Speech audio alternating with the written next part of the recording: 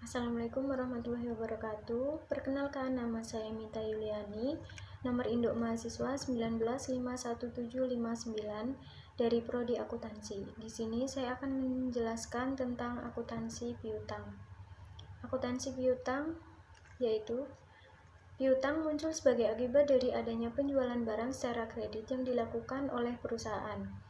Selain dari penjualan barang atau jasa, piutang dapat muncul karena transaksi lain seperti memberi pinjaman kepada pegawai, memberi uang muka pada anak perusahaan, penjualan aset tetap yang sudah tidak digunakan perusahaan, ataupun akibat penerapan accrual basic dalam pencatatan akuntansi. Macam-macam piutang. Piutang yang pertama yaitu piutang dagang atau akun receivable, yang kedua piutang wesel atau notice receivable. Piutang dagang yaitu biasanya piutang dagang terjadi karena pembelian barang dengan harga yang tinggi sehingga mengharuskan pembelinya membayar secara kredit. Piutang dagang biasanya diberikan dengan batas waktu atau umur piutang dagang maksimal 1 tahun. Dikarenakan periodenya yang relatif pendek ini, maka piutang dagang termasuk dalam aktiva lancar. Pada umumnya, terwujudnya piutang dagang tidak disertai dengan adanya bunga. Namun, pada kondisi tertentu, seperti keterlambatan pelunasan piutang dagang, akan dikenakan denda berupa bunga maupun beban jasa sesuai dengan kebijakan perusahaan. Dalam kehidupan nyata, piutang dagang tak selalu ada dibayar lunas oleh pemilik hutang. Track record si pengutang akan mempengaruhi perusahaan dalam memiliki harapan untuk mengumpulkan hak mereka. Semakin buruk track record si pengutang, mau tidak mau perusahaan juga harus mengurangi harapan mereka bahwa dana piutang tersebut tidak akan kembali. Kondisi ini menyebabkan perusahaan harus membuat cadangan kerugian piutang atau CKP karena memiliki beban kerugian piutang atau BKP. Kerugian piutang ini adalah sejumlah nominal yang merupakan dana piutang yang akan tak tertagih. Besaran dana piutang tak tertagih ini bermacam-macam, tergantung pada transaksi yang terjadi pada tahun berjalan serta kebijakan perusahaan itu sendiri. Misalkan pada tahun tertentu perusahaan mendapatkan penjualan kredit dengan total nilai 500 juta dan di akhir tahun perusahaan selalu menjadikan CKP mereka naik menjadi 5% dari penjualan kredit. Ini artinya dana piutang yang dimiliki perusahaan di tahun tersebut sebesar 25 juta sangat mungkin untuk tidak tertagih. Dalam pencatatan kerugian piutang dapat dilakukan dengan dua metode. Yang pertama, metode penghapusan langsung, yang kedua metode cadangan. Metode penghapusan piutang langsung disebut juga dengan direct methods. Dalam metode langsung, penghapusan piutang baru akan dicatat dalam pembukuan ketika piutang sudah benar-benar dinyatakan tidak dapat ditagih lagi. Metode ini biasanya digunakan oleh perusahaan kecil atau perusahaan yang tidak dapat memperkirakan penghapusan piutang atau piutang tak tertagih dengan tepat. Perusahaan-perusahaan tersebut biasanya tidak melakukan perhitungan akan kerugian piutang tak tertagih pada tiap akhir periode pembukuan atau pencatatan keuangan. Namun, kerugian piutang tersebut baru dicatat ketika sudah benar-benar pasti tidak dapat ditagih. Piutang tersebut kemudian dihapus dan dibebankan pada perkiraan kerugian piutang. Dalam pencatatannya, kerugian piutang atau beban penghapusan piutang di bagian debit dan piutang di bagian kredit. Jika kemudian meminjam ternyata hendak melakukan pembayaran piutang tersebut, catatan pun diperbarui dengan adanya keterangan pelunasan piutang itu. Pencatatan dilakukan dengan membalik pencatatan sebelumnya, yaitu piutang di sebelah debit dan kerugian piutang atau beban penghapusan piutang di sebelah kredit. Ketika pelunasan piutang sudah dilakukan, maka piutang tersebut masuk ke dalam kas perusahaan. Pencatatannya adalah kas di bagian debit dan piutang di bagian kredit. Namun, ada kalanya peminjaman baru menyatakan hendak melunasi piutang ketika sudah dilakukan tutup buku pencatatan periode tertentu. Kalau mengalami situasi seperti ini, maka pencatatannya adalah memunculkan piutang di bagian debit dan pendapatan lain-lain di bagian kredit. Jika sudah dilakukan pembayaran atas piutang tersebut, maka posisi piutang pun berubah pada pencatatan. Piutang berada di bagian kredit, sementara di bagian debit masuk kas. Contoh metode langsung. Pada tanggal 31 Maret 2016, PT XYZ tidak menagih utang sebesar 10 juta yang sudah jatuh tempo kepada PT ABC karena pemiliknya terlibat pailit dan mengalami kebangkrutan. Menyadari bahwa piutang tersebut tidak bisa lagi ditagih, PT XYZ mencatat di pembukuan bahwa piutang tersebut dihapuskan. Namun, pada tanggal 10 Desember 2016, PT ABC mengabari kalau mereka dapat melunasi hutang terhadap PT XYZ. Pelunasan piutang baru dilakukan PT ABC pada tanggal 27 Desember 2016. Berikut pencatatan yang dilakukan PT XYZ. Penghapusan piutang 31 Maret 2016. Beban penghapusan piutang debit 10 juta, piutang kredit 10 juta. Pemberitahuan pembayaran piutang 10 Desember, piutang debit 10 juta, pendapatan lain-lain, kredit 10 juta. Pelunasan piutang 20 Februari 2017, kas debit 10 juta, piutang kredit 10 juta. Yang kedua, metode penghapusan piutang cadangan, disebut juga allowance methods. Dalam metode cadangan, perusahaan perlu melakukan penaksiran terhadap piutang tak tertagih pada tiap akhir periode pembukuan. Metode ini biasanya digunakan oleh perusahaan yang memiliki skala besar terbiasa mencatat perkiraan atau estimasi piutang yang tak dapat ditagih. Perkiraan tersebut kemudian dicatat sebagai beban terhadap kerugian piutang tak tertagih. Namun, beban tersebut tidak lantas dikeluarkan dari perkiraan piutang, hanya dianggap sebagai cadangan piutang tak tertagih. Dalam pencatatannya, beban kerugian piutang di bagian debit dan cadangan kerugian piutang di bagian kredit. Jika peminjam menyatakan telah benar-benar tidak bisa membayar hutangnya, maka perusahaan perlu melakukan penghapusan terhadap piutang dari pinjaman. Maka pencatatannya adalah cadangan kerugian piutang di bagian debit dan piutang di bagian kredit. Ketika kemudian peminjamnya melakukan pada perusahaan bahwa ia dapat mengembalikan hutangnya, maka piutang dapat dimunculkan kembali, cadangan kerugian piutang pun dihapuskan. Piutang berada di bagian debit dan cadangan kerugian piutang di bagian kredit. Saat pelunasan piutang dilakukan, maka piutang dihapus dan kas masuk perusahaan.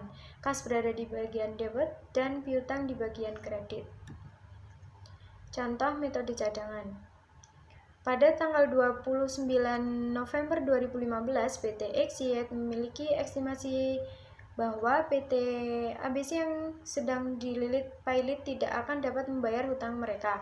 Karena itu, piutang sebesar 20 juta dari PT ABC diperkirakan tidak dapat ditagih. Sampai pada akhirnya periode pembukuan 31 Desember 2015, PT ABC menyatakan bahwa hutang tersebut tidak bisa mereka bayar. Ternyata pada tanggal 5 Agustus 2016, PT ABC menyampaikan bahwa mereka hendak membayar hutang mereka. Hutang tersebut baru dilunasi pada tanggal 15 Agustus 2016. Berikut pencatatan yang dilakukan PT XYZ. Perkiraan kerugian piutang tak tertagih 29 November 2015. Beban kerugian piutang debit 20 juta, cadangan kerugian piutang kredit 20 juta. Penghapusan piutang tak tertagih tanggal 31 Desember. Cadangan kerugian piutang debit 20 juta, piutang kredit 20 juta. Pemberitahuan pembayaran piutang 5 Agustus 2016. Piutang debit 20 juta, cadangan kerugian piutang kredit 20 juta. Pelunasan piutang 15 Agustus 2016. Kas debit 20 juta, piutang kredit 20 juta. Selanjutnya, piutang wesel. Piutang wesel muncul apabila debitur memberikan janji tertulis untuk melunasi piutangnya dalam jangka waktu tertentu bersama bunganya. Wesel dapat dibedakan menjadi wesel berbunga dan tidak berbunga. Suatu wesel disebut wesel berbunga apabila dalam wesel disebutkan tingkat bunga tertentu. Sedangkan wesel tidak berbunga adalah wesel yang tidak menyebutkan suatu tingkat bunga tertentu. Ada beberapa hal yang diperhatikan dalam akuntansi wesel. Yang pertama, pengakuan piutang wesel, yang kedua, penilaian piutang wesel, dan yang ketiga, pelimpahan piutang wesel. Pengakuan piutang wesel sendiri mungkin muncul karena satu, bersamaan dengan transaksi penjualan, yang kedua, pemberian pinjaman uang, atau yang ketiga, perubahan dari piutang dagang menjadi piutang wesel.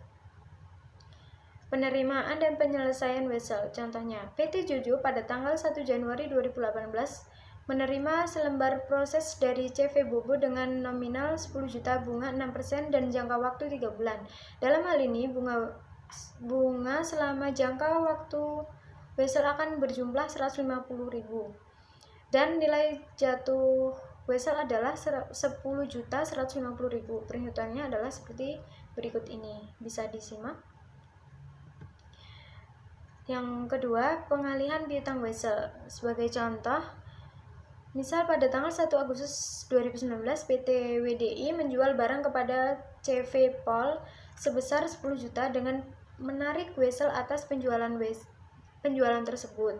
Wesel tersebut berjangka waktu 90 hari dari bunga 9% pada tanggal 30 September 2019. PT WDI mendiskontokan weselnya kepada Bank NWI dengan bunga diskonto sebesar 12% dan diminta nilai wesel pada saat jatuh tempo kas yang diterima PT WDI saat pendiskontoan wesel. Jumlah untuk mencatat pendiskontoan wesel. Untuk menghitung besarnya nilai wesel pada saat jatuh tempo, kita harus menjumlahkan nilai wesel awal ditambah dengan pendapatan bunga yang akan diterima jika pembayaran wesel diterima pada saat tanggal jatuh temponya. Perhitungannya akan terlihat seperti berikut ini. Bisa disimak. Jurnal yang harus dibuat oleh PT WDI untuk mencatat pendiskontoan wesel di atas adalah sebagai berikut. 30 September 2019, kas di bank debit 10.122.750, piutang wesel kredit 10 juta, pendapatan bunga kredit 122.750 rupiah. Yang selanjutnya yaitu anjak piutang. Pengertian anjak piutang menurut Keputusan Menteri Keuangan nomor 1251/KMK.013/1988 tanggal 20 Desember 1988 adalah badan usaha yang melakukan kegiatan pembiayaan dalam bentuk pembelian dan atau pengalihan serta pengurusan piutang atau tagihan jangka pendek suatu perusahaan dari transaksi perdagangan dalam atau luar negeri. 3 pihak yang terlibat dalam anjak piutang adalah penjual, debitur, dan pihak yang membiayai atau faktor. Penjual adalah pihak yang memiliki piutang, biasanya untuk pelayanan yang diberikan atau barang yang dijual dari pihak kedua, debitur. Penjual selanjutnya menjual satu atau lebih tagihannya dengan potongan atau diskon ke pihak ketiga, suatu lembaga keuangan khusus untuk mendapat uang dalam bentuk kas. Debitur akan membayar langsung ke perusahaan pembiayaan dengan jumlah penuh sesuai nilai tagihan. Manfaat anjak piutang yang pertama, menurunkan biaya produksi. Yang kedua, memberikan fasilitas pembayaran di muka. Yang ketiga, meningkatkan daya saing perusahaan klien. Yang keempat, meningkatkan kemampuan perusahaan klien memperoleh laba. Yang kelima, menghindari kerugian karena kredit macet. Yang keenam, mempercepat proses ekonomi. Kegiatan perusahaan anjak piutang. Kegiatan anjak piutang di Indonesia berdasarkan Surat Keputusan Menteri Keuangan nomor 1251/KMK.013/1988 tanggal 20 Desember 1988 meliputi yang pertama, pengambil alihan tagihan suatu perusahaan dengan biaya tertentu. Yang kedua, pembelian piutang perusahaan dalam suatu transaksi perdagangan dengan harga yang sesuai dengan kesepakatan. Yang ketiga, mengelola usaha penjualan kredit suatu perusahaan, artinya perusahaan anjak piutang dapat mengelola kegiatan administrasi kredit suatu perusahaan sesuai dengan kesepakatan. Pihak-pihak yang terlibat dalam anjak piutang. Dalam kegiatan transaksi perusahaan anjak piutang terdapat 3 pihak yang saling berkepentingan. Tanpa keterlibatan 3 pihak yang saling berkepentingan tersebut, maka kegiatan perusahaan anjak piutang tidak akan berjalan sebagaimana mestinya. Adapun pihak-pihak yang terlibat dalam kegiatan transaksi anjak piutang adalah sebagai berikut. Yang pertama, kreditor atau klien yang menyerahkan tagihannya kepada pihak anjak piutang untuk ditagih atau dikelola atau diambil alih dengan cara dikelola atau dibeli sesuai perjanjian dan kesepakatan yang telah dibuat. Yang kedua, perusahaan ajak piutang factoring, yaitu perusahaan yang akan mengambil alih atau mengelola piutang atau penjualan kredit debiturnya. Yang ketiga, debitur, yaitu yang mempunyai masalah hutang kepada kreditor klien. Terima kasih. Cukup sekian yang dapat saya sampaikan. Semoga dapat diterima dengan baik. Wassalamualaikum warahmatullahi wabarakatuh.